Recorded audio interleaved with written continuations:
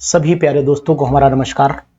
जैसा कि हमारी सीरीज चल रही थी एचटेट एग्जामिनेशन की और एचटेट एग्जामिनेशन के क्वेश्चंस पर हम लोग डिस्कशन कर रहे थे कि एचटेट में कौन कौन से क्वेश्चंस प्रीवियस ईयर के क्या है। प्रीवियस ईयर के क्वेश्चन पर लगातार जो हमारी बात चल रही है आपके साथ में, उन क्वेश्चंस को लेकर के अगर मैं आपसे ये कहूं कि नहीं ये क्वेश्चन बहुत ही इंपॉर्टेंट है और इन क्वेश्चंस को आपको करना भी चाहिए, तो फिर हम लोग इस सीरीज को आज कंटिन्यू कर लेते हैं। सीरीज बहुत ही इंपॉर्टेंट है और इस सीरीज में आपको ये देखना चाहिए कि क्वेश्चंस लगभग जितने भी हैं एनसीईआरटी बेस हैं।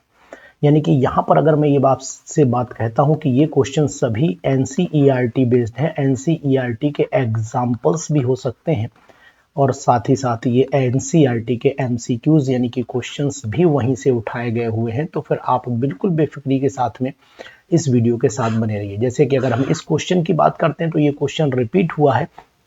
75% of the reaction is the first order was completed in 32 minute, यानी कि 75% कंप्लीट हो रही। तो यहाँ पर आप लोग लैम्डा या के भी लिख सकते हो, के इज इक्वल टू, या लैम्डा लिखना चाहे तो लैम्डा लिख सकते हो। चलिए मैं यहाँ पर लिख देता हूँ, के इज इक्वल टू हो जाता है 2.303 upon T log initial concentration. अगर आप 100 मान लेते हैं और फाइनल जो है 25% रिएक्शन ऑफ द कंप्लीटेड हो गई, तो यानी कि यहाँ पर 75 हो गई, तो 25 बची 25 चौक 100 हो गया। टाइम आपका 32 मिनट हो जाता है। तो k is equal to what is the time of half, तो हाफ लाइफ पूछा गया है, जो 2.303 अपॉन 32 हो जाता है इंटू log 4। तो 2 log 2 की वैल्यू 0.3010 होती है। ये वैल्यू पुट कर दिए तो यहाँ पर आपका आ जाता है ये 16 टाइम्स कैंसिल आउट हो जाएगा। तो k इज इक्वल टू बचेगा 2.303 इंटू 0.3010 बचेगा। तो ये वैल्यू बचेगी और इसके बाद अगर आप चाहो तो इसे मल्टीप्लाई करके भी रख सकते हो वैल्यू को, कोई दिक्कत नहीं है। यानी कि यहाँ पर 16 आपका हो गया। अब यहाँ पर आप जानते हो half life, T half is equal to 0.693 upon के होता है। जब ये वैल्यू दोनों मल्टीप्लाई करिए तो ये 0.693 के आसपास आएंगे और के की वैल्यू जब निकालोगे तो 16 आ जाएगी। तो यानी कि यहाँ पर हमारा आंसर 16 मिनट एकदम एक्यूरेट आंसर है और यहीं पर टिक कर लीजिए। बहुत ही इंपॉर्टेंट एग्जाम्पल के साथ में क्वेश्चन चल रहा है और इसी के बाद नेक्स्ट क्वेश्चन आ जाता है। नेक्स्ट क्वेश्चन पर हम लोग नजर बनाते हैं। क्या कह रहा है स्टाइरीन का, अगर स्टाइरीन का फार्मूला आपको पता है तो स्टाइरीन का फार्मूला ये बनता है, बेंजीन रिंग है और इसके ऊपर CH डबल बॉन्ड CH2 दिया है। और अगर ये KMnO4 लिया, KMnO4 अगर एल्कलाइन मीडियम में रहता है, यानी कि यहाँ पर KMnO4 एल्कलाइन मीडियम में है, तो फिर यहाँ पर 100% आपका पहला कंपाउंड जो बनेगा वो COO बनता है। और इसको आप अगर जो है वो HCl से या किसी भी एसिड से, मिनरल एसिड के साथ में हाइड्रोलाइज कर देते हैं तो ये बेंजोइक एसिड बना लेता है। क्या बना लेता है? बेंजोइक एसिड बना लेता है। तो यहाँ पर COOH हो जाता है। तो इस पर भी डिस्कशन हमारा रहा है, बताया भी है हमने। तो यहाँ पर भी आप ध्यान दिए, बेंजोइक एसिड राइट ऑप्शन में चला जा रहा है। चलिए इसके बाद चल लेते हैं। ये पीजीटी के लिए बहुत ही इंपॉर्टेंट क्वेश्चन है, पीजीटी के लिए, और एचटेट के प्रीवियस ईयर क्वेश्चन भी चल रहे हैं। ये एचटेट के प्रीवियस ईयर भी हैं। चलिए थोड़ा सा हल्का सा सेट कर लेता हूँ जी। Which of the following compounds of the geometrical isomerism, देखिए यहाँ पर ऑप्शन 1 फिनाइल प्रोपीन दिया, कैसे है यही प्रूफ करना, बाकी तो ऑप्शन तो दिया ही हुआ है। तो 1 फिनाइल प्रोपीन, तो ये यहाँ पर मैं ले लेता हूँ CH ले लेता हूँ और यहाँ पर C6H5 यानी कि 1 फिनाइल हो गया और यहाँ पर प्रोपीन हो गया। तो CH2 यहाँ पर CH हो गया और CH के बाद डबल बॉन्ड हो गया प्रोपीन, यानी कि यहाँ पर ये हो गया आपका CH3 1 2 3। तो सिंपल सी बात है कि हमें करना पड़ेगा ऐसे डबल बॉन्ड, यहाँ पर एक तरफ H लेना पड़ेगा और एक तरफ यहाँ पर हमें CH3 लेना पड़ेगा। तो ये देखिए हम अगर नंबरिंग करते हैं तो यहीं से नंबरिंग करेंगे 1 2 3। ये प्रोपीन हो गया, 1 पे फिनाइल है और ये अपोजिट डायरेक्शन में है। तो मैंने ट्रांस वाली कंडीशन को यहाँ पर रिप्रेजेंट किया है। तो ट्रांस वाली कंडीशन को भी आप इस तरीके से रिप्रेजेंट करके 1 फिनाइल, प्रोपीन तो हो ही नहीं सकता क्योंकि प्रोपीन में आप जान रहे हो कि प्रोपीन का अगर हम लोग स्ट्रक्चर लिखेंगे तो प्रोपीन के स्ट्रक्चर में लिखना पड़ेगा यहाँ पर CH3 CH double bond CH2। तो इसका मतलब दोनों सेम है। ब्यूट 1 में भी सेम ही कंडीशन चलेगी, CH3 CH2 CH double bond CH2। तो यहाँ पर भी ये सेम है। इसी तरीके से 2 मिथाइल ब्यूट 2 जब 2 मिथाइल ब्यूट 2 करोगे तो यहाँ पर भी वही कंडीशन आ जाएगी। तो कोई ब्यूट 2 नहीं होगा और 2 पे मिथाइल, यानी यहाँ पे दो मिथाइल ग्रुप सेम हो जाएंगे। तो ये भी नहीं पॉसिबल है। इस तरीके के क्वेश्चंस आपको जरूर लगा लेना चाहिए और ऐसे क्वेश्चन पर हम लोग लगातार रिसर्च भी कर रहे हैं कि भाई आपको कौन कौन से क्वेश्चन बताए जाएं कि पीजीटी में मिल जाए। अब आ जाइए नेक्स्ट क्वेश्चन। नेक्स्ट क्वेश्चन है which allotrope of the phosphorus shows the chemiluminescence. देखिए कीम्यूल्यूमिनेसेंस जो है वो ऐसा होता है कि रात में चमकता है, यानी कि अगर उस पर इलेक्ट्रॉन जो एक्साइटेड स्टेट में चले जाते हैं वापस जब आते हैं तो यानी कि वो चमकीला दिखाई देता है। तो ये व्हाइट फास्फोरस की पहचान होती है। और व्हाइट फास्फोरस के अगर स्ट्रक्चर को आप जानते हैं तो व्हाइट फास्फोरस का स्ट्रक्चर टेट्राहेड्रल स्ट्रक्चर माना जाता है, यानी कि सेंट्रल फास्फोरस जो होता है वो और अदर 4 फास्फोरस एटम से अटैच रहता है इस तरीके से। लेकिन अगर रेड फास्फोरस में तो चेन जैसी कंडीशन बनती चली जाती है। ये क्वेश्चन है, सीरीज बहुत अच्छी है, इंपॉर्टेंट है, इतना अगर आप पढ़ लेंगे तो काम हो जाएगा। In the lanthanide the spin contribution S दिया है, ऑर्बिटल कंट्रीब्यूशन एल दिया, तो कुछ नहीं, एक सिंपल सा formula J is equal to L plus S का फार्मूला होता है। इसको आप ध्यान दीजिएगा, इसको ध्यान दीजिएगा। तो इस पे मैं आपसे ये कहूँगा, इस पर मैं आपसे ये कहूँगा कि आपका किसी भी कीमत पर नुकसान न होने पाए। आप बिल्कुल ऐसे ही क्वेश्चंस कर लीजिए और ये क्वेश्चन डिट्टो आपको एग्जामिनेशन में मिल जाएंगे। कुछ एनसीईआरटी की बातें भी मैं आपसे डिस्कशन करूँगा आप इसी एग्जामिनेशन से रिलेटेड। तो चलिए जरा ईएमएफ वाला क्वेश्चन भी कर लेते हैं। ईएमएफ वाला क्वेश्चन क्या कहता है वो देख लेते हैं। देखिए ईएमएफ ऑफ द सेल, ये कैडमियम क्लोराइड का सेल दिया हुआ है। तो कैडमियम क्लोराइड यानी कि अगर मैं इसको बनाऊं सेल को तो यहाँ पर CD ले लेता हूँ और यहाँ पर CD ने 2 इलेक्ट्रॉन लॉस किए, यानी कि CD ने 2 इलेक्ट्रॉन लॉस किए तो ये CD डाई पॉजिटिव बन जाता है, CD डाई पॉजिटिव बन जाता है। और इसी तरीके से अगर आपने यहाँ पर AgCl लिया है तो यानी कि Ag पॉजिटिव है और यहाँ पर एक इलेक्ट्रॉन ऐड हो रहा है, तो एक इलेक्ट्रॉन ऐड हुआ तो Ag बना।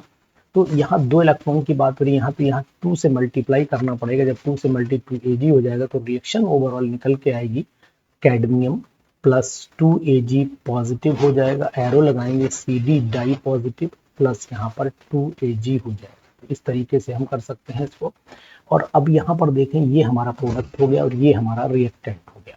इसका ई सेल हमारा दे रखा है, बहुत बड़ी चीज नहीं है। Delta G0 is equal to होता है NFE0 सेल हो जाता है। अब आपका N का नंबर पता लग गया 2 है, तो यहाँ पर N का नंबर 2 रखिए। फैराडे की वैल्यू 96500 कूलम रख लीजिए, किलो जूल में है। अब ये जूल में हम लोग कन्वर्ट अभी करेंगे तो यहाँ पर आपका ई सेल 0.7 वोल्ट हो गया, 0.7 वोल्ट हो गया। अब इसको कैलकुलेट कर देता हूँ मैं, इसका कैलकुलेशन थोड़ा सा ऊपर कर देता हूँ, आपको दिखता रहेगा। कैलकुलेशन इसका आ जाएगा, अभी मैं कैलकुलेट करके आपको बता दे रहा हूँ कितना आंसर आएगा। ये आएगा आपका 96500 मल्टीप्लाइड बाई 2 मल्टीप्लाइड बाई 2 फिर मल्टीप्लाइड बाई 0.7 मल्टीप्लाइड बाई 0.7 135 हुआ। तो यानी कि आंसर आपका 135 और 100 ये आ रहा है जूल में। अब ये delta G minus NFE0 cell होता है तो माइनस में तो आंसर चल ही रहा है। अगर इसे किलो जूल में कन्वर्ट करते तो 135.100 किलो जूल हो जा रहा है। तो ये आंसर हमारा इससे मैच कर जा रहा है। तो एक एक कैलकुलेशन के साथ में आपको आंसर की डिटेल बता रहा हूं, तो इसलिए बिल्कुल बेफिक्री के साथ हमारे चैनल को सब्सक्राइब कर लीजिए, क्योंकि यही चैनल आपको पहुंचाएगा पीजीटी तक। ये बात ध्यान दीजिएगा, बहुत ही इंपॉर्टेंट रिएक्शन, बहुत ही दमदारी के साथ रिएक्शन चल रही है यहाँ पर। चलिए नेक्स्ट क्वेश्चन देख लेते हैं। क्वेश्चन क्या कह रहा है वो समझते हैं पहले।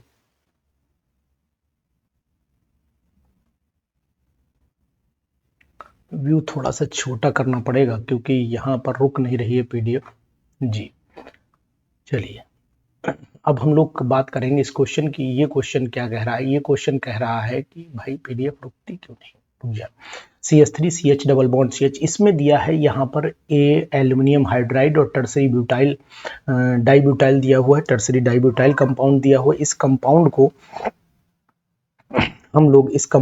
हम लोग कैसे करेंगे, इस रिएक्शन को कैसे प्रोसीड करेंगे? तो the product of the above reaction is, इसका प्रोडक्ट क्या होना चाहिए? देखिए पहले तो हम रिडक्शन की बात करेंगे। जब रिडक्शन होगा, ये यहाँ पर रिड्यूसिंग एजेंट डाला गया है। जब यहाँ पर ये रिड्यूसिंग एजेंट पड़ा हुआ है तो सबसे पहले रिडक्शन होगा, यानी कि यहाँ पर एक एक H जुड़ेगा और यहाँ पर भी आपका जो कंपाउंड है ये वाला जो दिया हुआ है, इसके बाद आपने H2O से कराना है, तो ये आपका हो जाता है कंपाउंड यहाँ पर। ये पार्शियल यानी कि टर्सरी ब्यूटाइल और एल्युमिनियम हाइड्रोक्साइड दिया, तो पार्शियल यहाँ पर पार्शियल हाइड्रोलिसिस करा दीजिए, और पार्शियल हाइड्रोलिसिस में CN जो होता है वो कन्वर्ट हो जाता है CONH2 में कन्वर्ट हो जाता है, और कंप्लीट अगर हाइड्रोलिसिस करोगे तो COOH में कन्वर्ट हो। लेकिन आइसोब्यूटाइल जो आइसोब्यूटाइल है, एल्युमिनियम हाइड्राइड आइसोब्यूटाइल के 2 जुड़े हुए हैं, मतलब Al के साथ में एक H जुड़ा हुआ है और बाकी ये आइसोब्यूटाइल जुड़ा हुआ है, आइसोब्यूटाइल। तो इसमें क्या होगा, इसमें कंडीशन ये पैदा हो जाएगी कि यहाँ पर जो CN ग्रुप है, जो आपको ये CN ग्रुप दिखाई दे रहा है, ये पहले कन्वर्ट होगा आपका CN कन्वर्ट होगा आपका COOH में कन्वर्ट होगा, देन ये रिड्यूस हो जाएगा यानी कि CHO में कन्वर्ट हो जाता है। तो ये बहुत ही इंपॉर्टेंट रिएक्शन मानी जाती है एग्जामिनेशन के पॉइंट ऑफ व्यू से। तो आप फटाफट इसको भी नोट डाउन करिए और इसके जवाब को आप कंप्लीट कर लीजिए। तो यहाँ पर ऑप्शन आपको ये वाला राइट मिल जाएगा। वैसे अधिकतर लोग इसको भी राइट कर सकते हैं, CN को देखेंगे ना, आगे सेकंड स्टेप में आपको हाइड्रोलिसिस भी लिखा हुआ है, और जब हाइड्रोलिसिस लिखा हुआ है तो फिर यही ऑप्शन आपका बनता है। एक्चुअल में होता किस कंडीशन में है, ये CH डबल बॉन्ड NH इस तरीके से कंडीशन में आपको दिखाई दे रहा हूँ, इस तरीके से कंप्लीट होगी रिएक्शन, वो आप देख लीजिए। रिएक्शन का कंप्लीशन ये स्टीफेंस वाली कंडीशन वाली रिएक्शन चलती है। तो यहाँ पर मैंने लिया CH3, यहाँ CH लिया, यहाँ डबल बॉन्ड, यहाँ CH लिया, यहाँ सिंगल बॉन्ड CH2, यहाँ पर भी CH2 और यहाँ पर CN ले लेते हैं। इसको हम पहले रिड्यूस कराएंगे, जैसे ही रिड्यूस कराएंगे तो फिर क्या बनेगा, CH3 CH2 CH2 CH2 CH2 और यहाँ CH डबल बॉन्ड NH आ जाएगा, यानी 1 2 3 4 5 1 2 3 4 5 ये आ गया।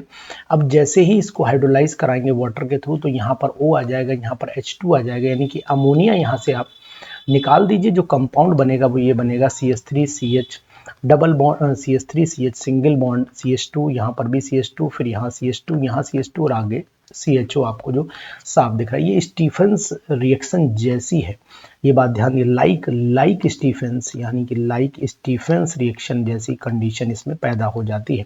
तो इसको ध्यान दीजिए, इंपॉर्टेंट रिएक्शन की कैटेगरी में ये चली जाएगी। चलिए आगे बढ़ लेते हैं। ये क्वेश्चन भी पिछले अभी आ चुका है, मैं 31 39 ये रिपीटेड क्वेश्चन हो गया, ये रिपीट कर चुका है। इसका आंसर मैं ऑलरेडी कैलकुलेट करके आपको बता चुका हूँ कि आपको करना कुछ नहीं है, यानी कि यहाँ पर N2O5 की वैल्यू आपको दे रखी है, तो यानी कि D N2O5 आप करिए और यहाँ पर आप DT कर लीजिए इज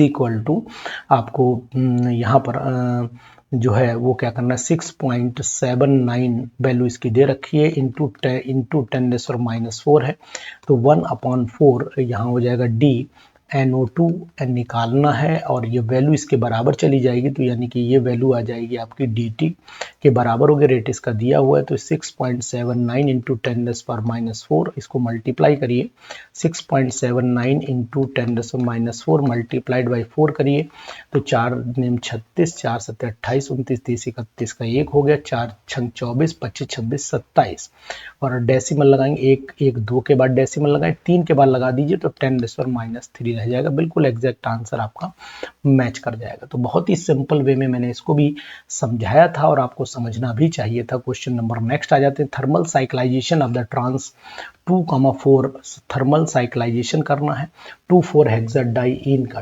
2,4 हेक्साडाइइन का करना है, तो ओनली ट्रांस 3 मिथाइल ब्यूट साइक्लोब्यूटीन ही बनेगा, क्योंकि आपको पता होना चाहिए कि ट्रांस से हमेशा ट्रांस कंडीशन ही जनरेट होती है, तो ये बात ध्यान दीजिएगा। तो इसलिए ओनली ट्रांस 3,4 डाई मिथाइल साइक्लोब्यूटीन ही बनेगा, ये बात ध्यान दीजिएगा, बहुत इंपॉर्टेंट। नेक्स्ट क्वेश्चन पर आइए। ये क्वेश्चन भी बहुत आता है। When aryl halide is treated with very strong basic amide, अगर बेस और लिक्विड अमोनिया से डालते हैं तो फिर बेंजाइन बन जाता है, यानी कि when an aryl halide is treated with very strong base, कोई भी एराइल हैलाइड है। अब एराइल हैलाइड का मतलब ये हो गया कि एराइल हैलाइड आपका ये क्लोरोबेंजीन या ब्रोमोबेंजीन ले लेते हैं, इसमें अगर हमने वेरी स्ट्रॉन्ग बेसिक एमाइड डाल दिया, यानी कि यहाँ पर बेसिक एमाइड डाला है, और बेसिक एमाइड जब डालते हैं और साथ में डालते हैं लिक्विड अमोनिया, बेसिक एमाइड का मतलब NH2CO NH2OH ले सकते हैं, NH2OH ले सकते हैं, लिक्विड अमोनिया, और हाइड्रोक्सिल एमीन ले सकते हैं। इन दोनों कंपाउंड को जब डालोगे तो यहाँ से Cl और यहाँ से H निकलेगा, तो यानी कंडीशन आपकी बेंजाइन वाली तैयार हो जाए। यहाँ पे लगा दो या यहाँ पे लगा दो, ये बेंजाइन आपका तैयार हो जाएगा। This is reaction, benzene reaction, बहुत ही इंपॉर्टेंट। इसके बाद नेक्स्ट क्वेश्चन पर चले आते हैं। नेक्स्ट क्वेश्चन क्या कह रहा है आपका, C6H5NO2 जब जिंक के साथ में करते हैं तो सबसे पहले बनेगा रिडक्शन होगा C6H5। ध्यान दीजिएगा C6H5 एक तो NaOH बनता है, C6H5 NaOH बनेगा, और दूसरा बनेगा C6H5 N double bond O बन जाता है। इस तरीके से N डबल बॉन्ड O बनेगा। इस तरीके से इन दोनों को कंबाइन करेंगे तो आपको जानकारी होनी चाहिए कि यहाँ से एनिलीन भी बनता है, और एनिलीन एजॉक्सी पहले बनता है, पहले एजॉक्सी बनता है, यानी कि यहाँ पर हम पहले एनिलीन बना लें, NaOH बनता है, इसको रिड्यूस करते हैं, तो फिर आपका C6H5NH2 बनता है। इन दोनों को मिलाते हैं तो H2O आपका, इन दोनों को मिलाते हैं तो ये H2O निकल जाता है, तो एजॉक्सी बन जाता है C6H5N डबल बॉन्ड N, और यहाँ पर ऐसे O, और लास्ट में यहाँ पर C6H5 ये बन गया। और इसको जब रिड्यूस कराएंगे 4 नेसेंट हाइड्रोजन से तो यहाँ से H2O निकलेगा और जुड़ जाएगा C6H5NH, single bond NH, single bond C6, ये हाइड्रेजो, इसे हाइड्रेजोबेंजीन कहते हैं, हाइड्रेजोबेंजीन बन जाता है। तो यहाँ पर ये हमने हाइड्रेजोबेंजीन बनाया, ये एजॉक्सी कहलाता है, इसे हम लोग एजॉक्सी कहलाते हैं, एजॉक्सी बेंजीन कहलाते हैं। ये हाइड्रोक्सिल एमीन हाइड्रोक्सी बेंजीन कहलाता है, और ये आपका एजॉक्सी बेंजीन कहलाता है, ये वाला जो ये वाला कंपाउंड है ये, ठीक है। तो ये बात ध्यान दीजिएगा, नाइट्रोसो ये नाइट्रोबेंजीन हो गया ना, ये नाइट्रोबेंजीन हो गया, ये बात ध्यान दीजिए। तो इस तरीके के कंपाउंड आपसे इजी वे में बनवाए जा सकते हैं। तो ये नाइट्रोबेंजीन लिया, इन दोनों को कंबाइन किया, और इस तरीके से रिएक्शन हम दिखा सकते हैं। नेक्स्ट क्वेश्चन में डेफिशिएंसी पूछी है, डेफिशिएंसी ऑफ किसकी पूछी है, deficiency of which of the following vitamin cause the increase in RBC. तो आरबीसी जब बढ़ जाए और इंक्रीज्ड फ्रेगलिटी, अच्छा फ्रेगमेशन जो है बढ़ जाता है, तो किसकी वजह से ये मतलब कौन सी विटामिन की कमी से ये जो है फ्रेगलिटी बढ़ती है आरबीसीज की, तो मस्कुलर वीकनेस भी आ जाती है उसमें।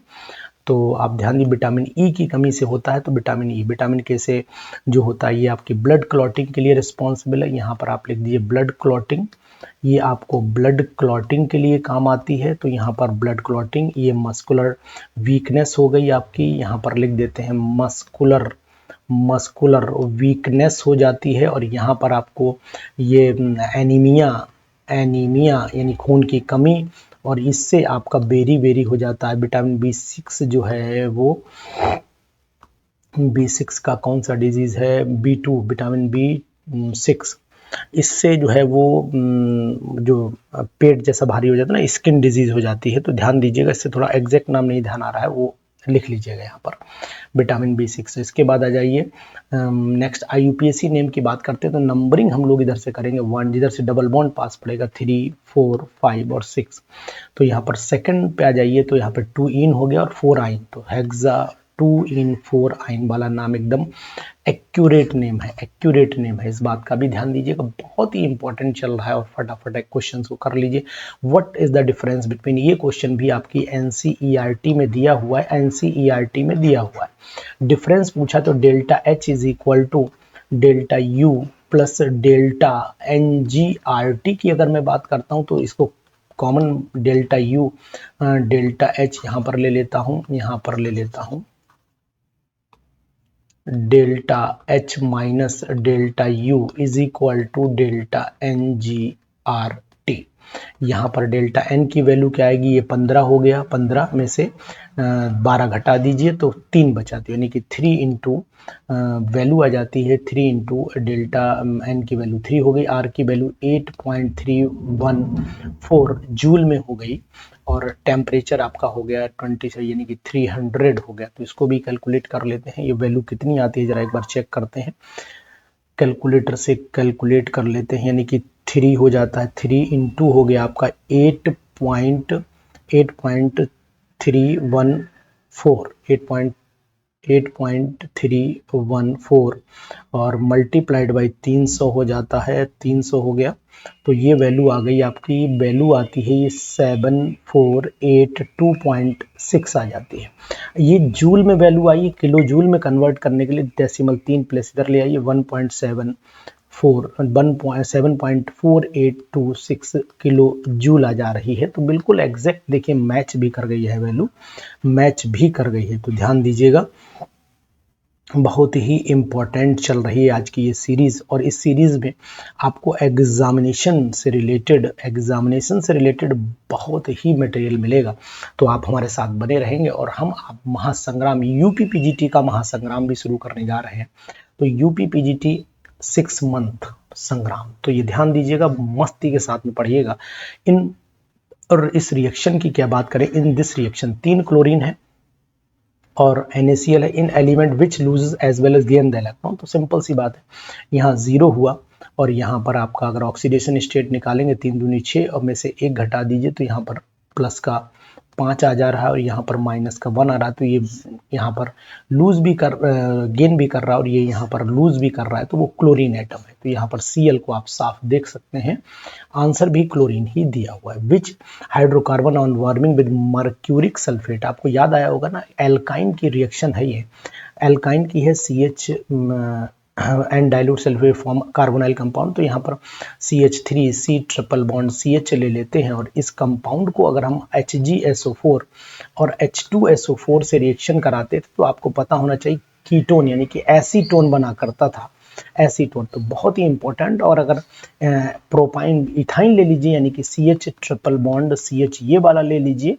तो इसके अंदर अगर आपने रिएक्शन कराया HgSO4 साथ में H2SO4 की, तो कंपाउंड आपका CH3CHO बन जाता था। तो ये रिएक्शन भी बहुत ही इंपॉर्टेंट है एग्जामिनेशन के पॉइंट ऑफ व्यू से, तो इस पर भी नज़र बनाए रखिए। दोनों एग्जामिनेशन में ये बहुत important. 2 electrolytic cells, 1 containing acidified ferrous chloride यानी FeCl3 है, अनदर एसिडिफाइड फेरिक क्लोराइड यानी कि FeCl3, ये फेरस है यानी कि FeCl2 और वो FeCl3 है।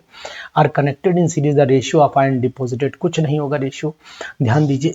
यानी कि अगर हम यहाँ पर Fe डाई पॉजिटिव लिख लेते हैं और Fe डाई पॉजिटिव और यहाँ पर लिख देते हैं Fe ट्राई पॉजिटिव, तो the ratio of the ion deposited at cathode in 2 cells, तो रेशियो क्या रहेगा 2, ये यहाँ पर 2 है और यहाँ पर आपका 3 है। तो यहाँ पर कंप्लीट करने के लिए 1 इलेक्ट्रॉन और लॉस करना पड़ेगा, तो ये फिर ट्राई पॉजिटिव में, और यहाँ पर एक गेन करना पड़ेगा। तो सिंपल है कि जो कैथोड पर जाएगा वो 3 वाला जाएगा, अपोजिट जाता है ना, अपोजिट जाए। 2 electrolytic cells are containing acidified ferrous sulphate, तो जो फेरस सल्फेट टूटेगा Fe डाई पॉजिटिव में, ठीक है। तो यहाँ पर जो रेशियो कलेक्ट होगा ये 2 का रेशियो आएगा और ये वाला कितना होगा, ये 3 का रेशियो आएगा। And another acidified ferric chloride are connected in series, ठीक है। तो एक लॉस करेगा तो Fe वाला इधर पे आएगा, अपोजिट इलेक्ट्रोड यानी अपोजिट पर जुड़ेगा, यानी अपोजिट पर जुड़ेगा। Cl पहले वाले पे 3 दूसरे वाले पे 2, बिल्कुल राइट। पहले वाले पे 3 दूसरे वाले पर 2 जुड़ेगा, बिल्कुल राइट ऑप्शन है, बिल्कुल राइट, 100% राइट ऑप्शन है, 100% राइट ऑप्शन है। तो इस पर आप टिक कर लीजिए। ऐसे ही क्वेश्चंस अगर आपको करने हैं, आज हम लोग 50 क्वेश्चन की सीरीज पर हैं। The double bond in the C2 molecule consist, अगर C2 में डबल बॉन्ड यानी कि ये कंडीशन अगर आपके सामने दिखाई दे रही है तो यहाँ पर एक पाई बॉन्ड है 100%, यानी कि C2 molecule the double bond में सिग्मा पाई है, तो पाई वाली condition both the double bond in C2 molecule consist both sigma, दोनों सिग्मा नहीं है, एक sigma, both pi, the sigma and pi bond ना ना ना। तो यहाँ पर the double bond in C2 molecule, अगर डबल बॉन्ड C2 मॉलिक्यूल लेते हैं ना, C2 मॉलिक्यूल लिया है, ओहो, तो यहाँ पर सभी बॉन्ड कैसे हो जाएंगे, ये मान के चलिएगा सभी बॉन्ड यहाँ पर पाई हो जाएंगे। C2 मॉलिक्यूल अगर कंसीडर किया गया है तो फिर जितने भी बॉन्ड बनेंगे वो पाई, यानी कि हालांकि 4 बॉन्ड बनते नहीं हैं, ये बात ध्यान दीजिएगा, लेकिन ये बात जरूरी जानना है कि जितने भी बॉन्ड बनते C2 molecule, double bond in C2 molecule. अब C2 मॉलिक्यूल जब चलता है तो ऐसे चलता है, ऐसे चलता है, तो यहाँ पर जितने भी बॉन्ड होंगे वो पाई। लेकिन एक बात याद रखना, अगर double bond in C2 molecule पूछा है तब, अगर यही C2H4 पूछा होता तब अलग होता, C2 पूछा है तो ये यहाँ पर पाई पाई पाई, जितने भी बॉन्ड है बोथ यानी कि दोनों बॉन्डिंग पाई की बात करी जाएगी। ये बात ध्यान दिए, 1 सिग्मा एंड 1 पाई वाला ऑप्शन राइट इसलिए नहीं हो पा रहा है, C2 मॉलिक्यूल नहीं दिया है।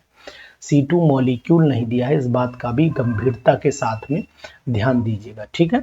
चलिए, which property of the transition, otherwise ये उसमें चला जाता क्वेश्चन, पर अगर भाई आपके मन में चल रहा हो C2 मॉलिक्यूल दिया है, C2 मॉलिक्यूल, तो ये बात ध्यान देना है, ठीक है। चलिए, इसके बाद आ जाते हैं नेक्स्ट क्वेश्चन पर, which property of the transition metal, which property of transition metal is responsible for the complex formation, complex formation, कौन सी प्रॉपर्टी कॉम्प्लेक्स फॉर्मेशन, तो वेरिएबल ऑक्सीडेशन स्टेट ही ऑक्सीडेशन स्टेट ही रिस्पॉन्सिबल होती है किसके लिए, आपके कॉम्प्लेक्स फॉर्मेशन के लिए। तो इसके आगे भी क्वेश्चन हम लोग कंटिन्यू करेंगे 2022 के, तो जब तक आप इन क्वेश्चंस को करिए, एंजॉय करिए। और अब हम शुरू करने जा रहे हैं महासंग्राम रात के 9 बजे, तो इस महासंग्राम में जरूर शामिल होइए, क्योंकि ये महासंग्राम आपके लिए बहुत ही इंपॉर्टेंट हो जाएगा। रात्रि के 9 बजे शुरुआत होगी हमारे ऐप पर, जिसका नाम है अरोमा केमिस्ट्री क्लासेस महासंग्राम।